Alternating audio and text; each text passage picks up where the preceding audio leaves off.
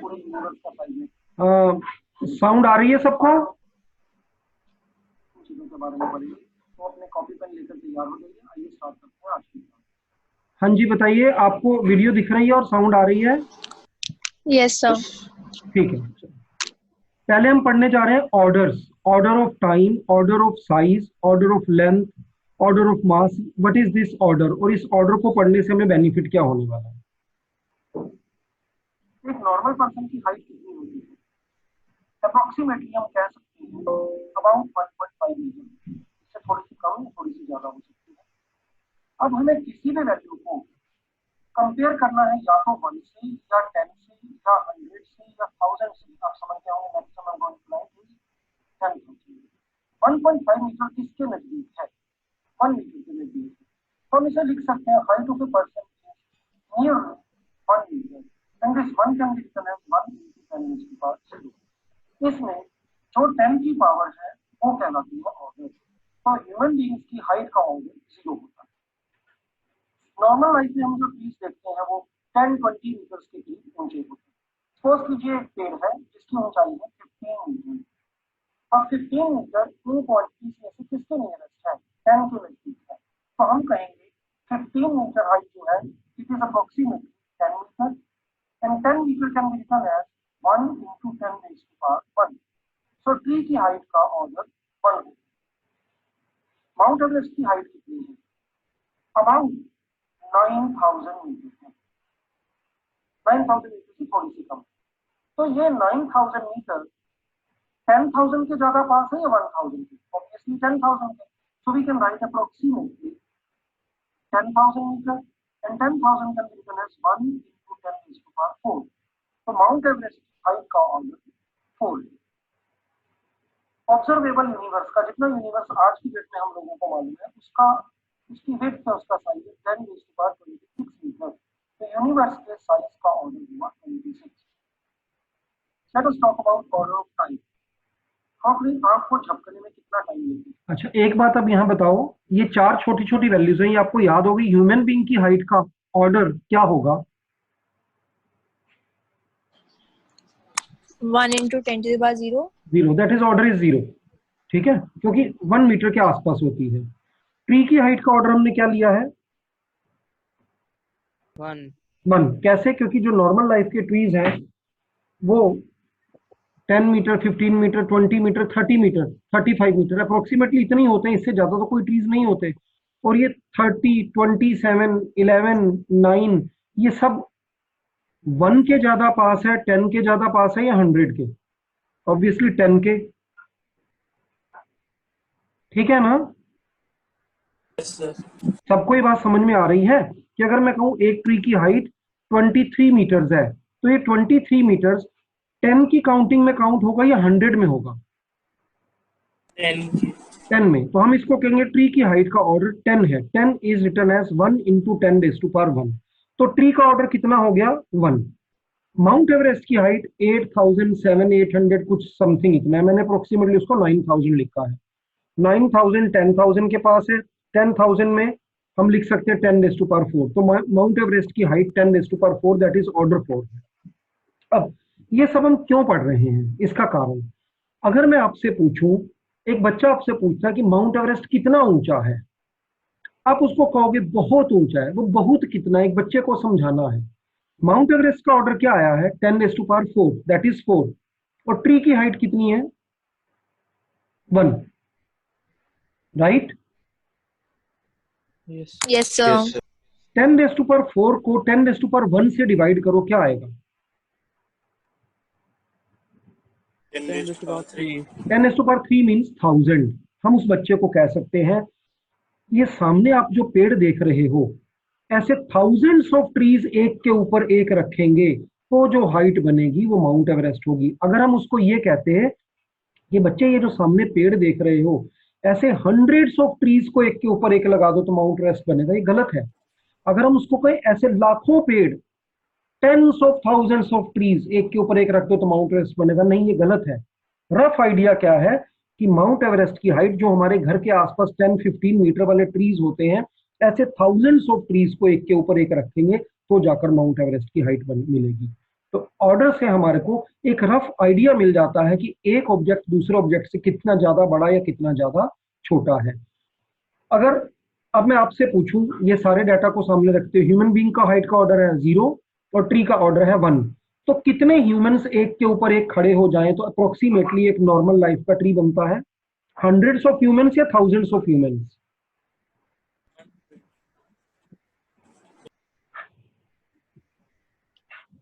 1 to 2 human. बड़ा पेड़ जो होता है, जैसे पीपल का पेड़ होता है या बैनियन ट्री होता है, एक के ऊपर कितने मैन खड़े हों?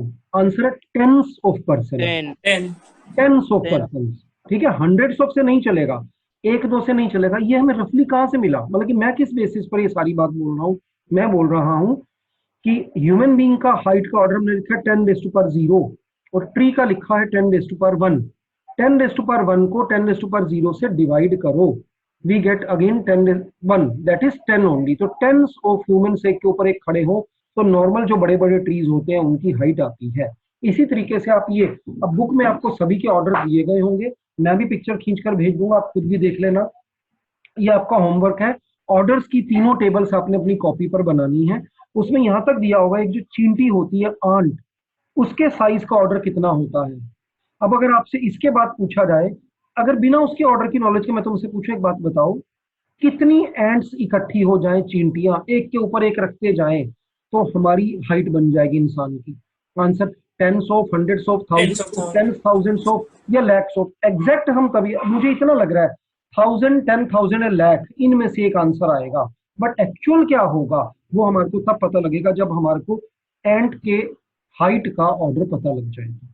सिमिलरली मान लो मेरे को एक फ्लाई, एक हाउस फ्लाई, एक मक्खी के मास का ऑर्डर पता लग जाए और मेरे को ह्यूमन के मास का ऑर्डर भी पता हो, तो मैं कंपेयर कर कर बता सकता हूँ कि कितनी फ्लाइज को इकट्ठा करो, 10 of, 100 of, 1000 of, 10,000 of, lakhs of, millions of, कितनी फ्लाइज को इकट्ठा करोगे तो जाकर एक इंसान के बराबर होंगी। अगर मुझे अर्थ के मास का ऑर्डर पता लग जाए और ह्यूमन के मास का ऑर्डर पता लग जाए तो मैं बता सकता हूँ कितने मिलियन, बिलियन, ट्रिलियंस या जिलियंस ऑफ ह्यूमंस को इकट्ठा करो तो जाकर उसका उनका वेट अर्थ के वेट के इक्वल होगा। तो एक रफ एस्टिमेट में ये ऑर्डर हमारे काम आते हैं। ठीक है, देखते हैं टाइम के ऑर्डर को। साउंड मेरी सिंक्रोनाइज होकर आ रही है या आगे पीछे आ रही है?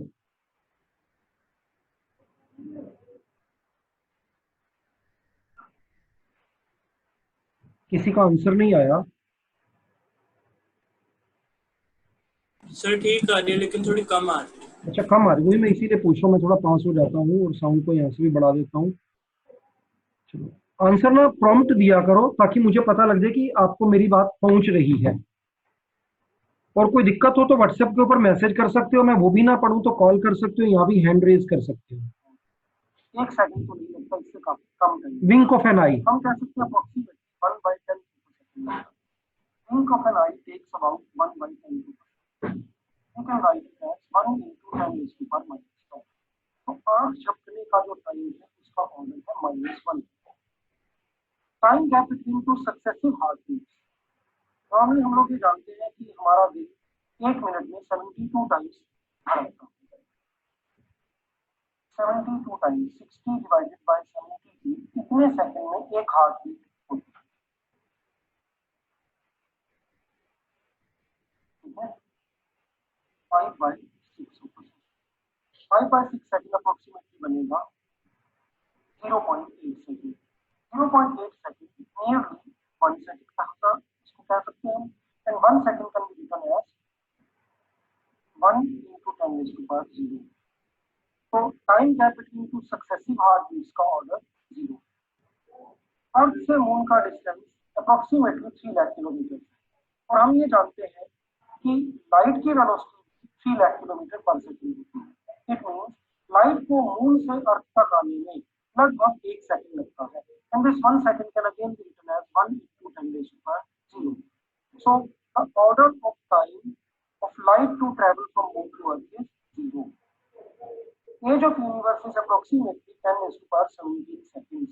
It means its order is 70. Let us now talk about order of mass. Let us talk about order of mass. एक नॉर्मल अडल्ट पर्सन का मास कितना होता है? We can say approximately 70-80 kg। 70 kg का कंपैरिजन हम जब 100,000 से करेंगे तो किसके अकॉर्डिंग है?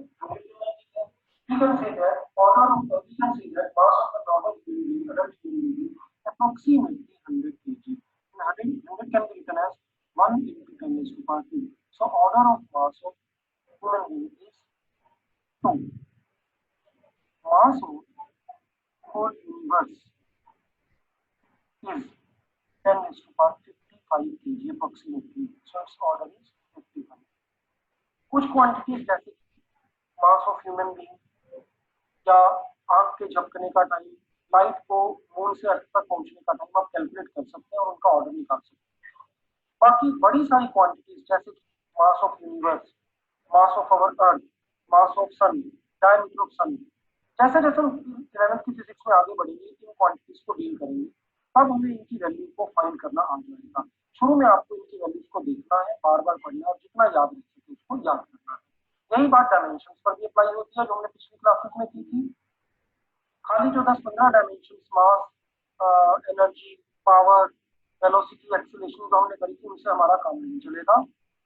मैकेनिकल फिजिक्स में जितनी भी डायमेंशंस है अप्रोक्सीमेटली 50-60 हैं, वो सभी बुक्स में दी हुई होती है, चाहे वो प्रदीप फंडामेंटल हो, चाहे वो एनसीईआरटी की बुक हो या सीबीएसई की बुक हो। आपको उनमें से जितनी डायमेंशंस हो सके उनको ज्यादा से ज्यादा फिलहाल याद करना है, धीरे धीरे आपको अपने आप को समझ में आती चलेगी। अब जो अगला टॉपिक हम करने जा रहे हैं वो है मेजरमेंट ऑफ लेवल। हम देखेंगे कैसे आप हाँ जी, आज का इसका होमवर्क क्या मिला है आपको बताओ, जिसको समझ में आया हो घर पर क्या करना है आपको।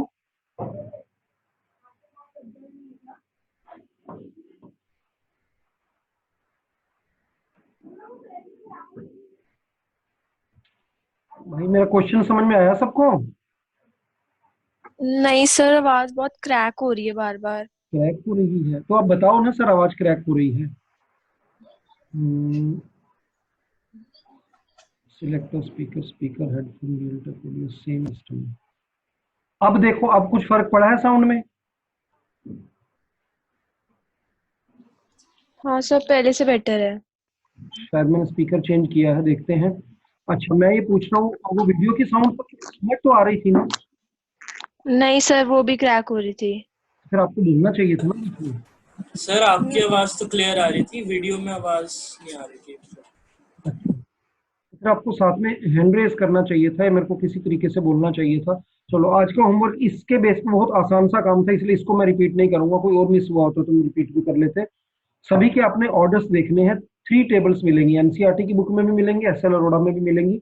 मास के ऑर्डर, हाइट का ऑर्डर और टाइम का ऑर्डर। टेबल एक बार सारी की सारी बना लेना। 10-15 क्वांटिटीज तीनों की होंगी, 10-15, 10-15, 10-15, और उसमें से 8-10 वैल्यूज जो आपको खुद दिल से अच्छी लगे उनको याद भी कर लेना।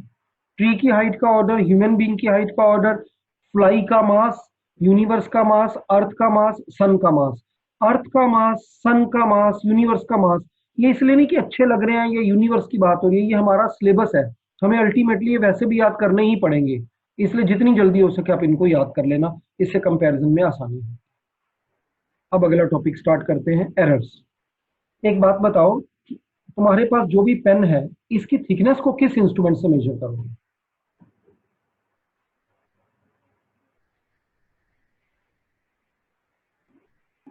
Any idea?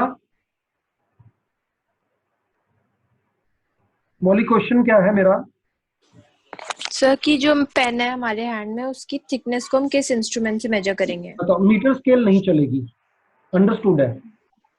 जो आपकी ये नॉर्मल स्केल होती है जिससे आप स्ट्रेट लाइन ड्रॉ करते हो, वो भी नहीं चलेगी। इंस्ट्रूमेंट का नाम सुना हुआ है आपने? स्क्रू गेज या वर्नियर कैलिपर्स। ये वर्ड्स पढ़े हैं आपने, सुने हैं कभी? नो। कोई बात नो सर। एक ही बार सुने लाइफ में, जो अभी 10 सेकंड्स पहले मैंने बोला था। Vernier callipers and screw gauge. जैसे ही आप स्कूल में जाओगे आपको प्रैक्टिकल लैब में लेकर जाएंगे, और सबसे पहला जो प्रैक्टिकल होगा इन्हीं का होगा कि किसी भी चीज की थिकनेस को हम कैसे मेजर कर सकते हैं। जो आपका इंस्ट्रूमेंट होगा उसमें 2 जॉज होंगे, 2 पॉइंट्स होंगे, उनके बीच में अपने पेन को रखोगे और एक स्क्रू को थोड़ा सा टाइट करोगे और आपको अपने पेन की थिकनेस वहां से मेजर करना सिखाएंगे। अब मैंने बीच में एक वर्ड यूज किया है, आप दो जॉस के बीच में अपने पेन को रखोगे, दो फिंगर्स के बीच में उसकी अपने पेन को रखोगे और हल्का सा स्क्रू को प्रेस करोगे और आपके पेन की थिकनेस आ जाएगी 7.3498 सेंटीमीटर। ऐसी बड़ी एक्यूरेसी के साथ डेसिमल के 4th प्लेस तक आपको उसकी 3rd प्लेस तक थिकनेस मिल जाएगी। पर एक स्टूडेंट ने उस स्क्रू को हल्का सा टाइट किया, दूसरे ने पूरा जोर लगाकर टाइट किया, तो क्या दोनों की थिकनेस सेम आएगी या डिफर करेगी?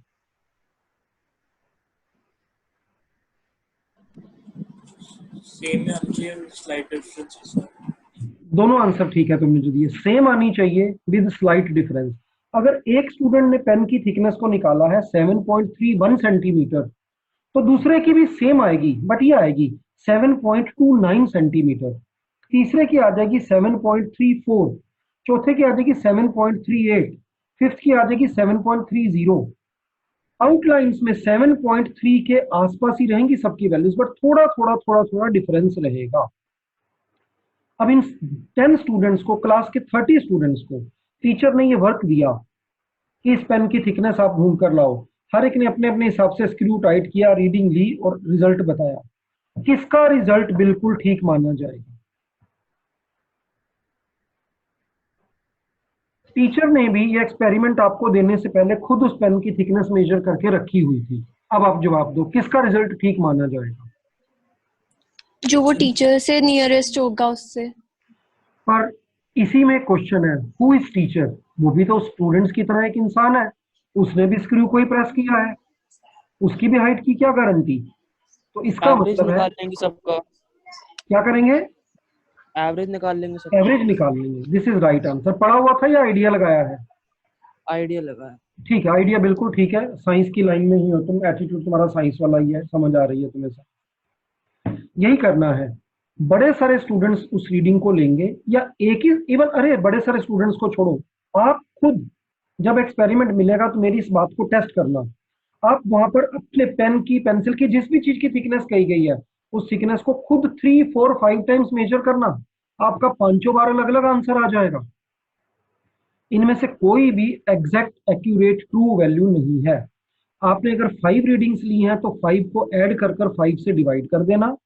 अगर 20 स्टूडेंट्स ने अलग अलग रीडिंग्स ली हैं तो उन 20 के 20 को ऐड कर 20 से डिवाइड कर देना। इन शॉर्ट, उन सभी वैल्यूज का जो एवरेज होगा वो ट्रू वैल्यू की तरह ट्रीट किया जाएगा। ठीक है। अब इसी पेन की थिकनेस, जब ये ट्रू वैल्यू मैंने एवरेज कैलकुलेट की तो सबकी एवरेज आई कुल मिलाकर पूरी क्लास की 7.30। प्रैक्टिकली फर्स्ट स्टूडेंट की वैल्यू से 7.31, दूसरे की थी 7.27, थर्ड की थी 7.35, फोर्थ की थी 7.38। तो इसका मतलब है with respect to the true value सभी के रिजल्ट में थोड़ा थोड़ा थोड़ा थोड़ी मिस्टेक हो गई थी, थोड़ा थोड़ा एरर आ गया था। क्या आपको ये बात समझ में आ गई है? Yes sir. Yes sir. Yes sir. अब मैं ये मानकर चल रहा हूं ट्रू वैल्यू आई थी 7.30, तो जिस स्टूडेंट ने 7.31 मेजर किया उसके में कितना एरर है? 0.01। 0.01। दूसरे स्टूडेंट ने 7.29 मेजर किया था, उसके में कितना एरर है? 0.01। Same 0.01, but on the negative side इसका रिजल्ट कम आया है, उसका रिजल्ट ज्यादा आया है। तो ये भी डिफरेंशिएट करने के लिए जिसकी वैल्यू 7.31 आई थी हम कहेंगे उसका एरर है प्लस 0.01, और जिसका 7.29 आया हम कहेंगे उसका एरर है minus 0.01। Is it okay? Yes sir. Yes sir. अब बड़े सारे स्टूडेंट्स ने ऐसे एरर्स कैलकुलेट किए, हर एक स्टूडेंट की। अब मैंने क्या क्या कर रखा है, मैंने सबसे पहले 20 के 20 स्टूडेंट्स की रीडिंग लिखी, एवरेज निकाली, एवरेज को नाम दिया ट्रू वैल्यू, ट्रू वैल्यू से सभी के अपनी अपनी वैल्यूज का डिफरेंस देखा, इन्हें कहा errors. Error of the first student, error of the second student, error of the third student, like this. इस तरह से अब मेरे पास 20 स्टूडेंट्स के एरर्स भी आ गए। आप में से कोई एक्सपेक्ट कर सकता है अगर मैं 20 के 20 स्टूडेंट्स के एरर्स को ऐड कर दूं तो क्या होगा? टोटल एरर आ जाएगा, कितना आएगा? 1 देखो, एक स्टूडेंट का एरर आया था प्लस 0.01, किसी और का आया था माइनस 0.01, किसी का आया था प्लस 0.03, किसी का आया था माइनस 0.02, किसी का आया था प्लस 0.05, दूसरे का आया था माइनस 0.07। अब इतनी रीडिंग, अब बताओ अगर मैं टोटल ऑफ द एरर्स करूं तो क्या आएगा?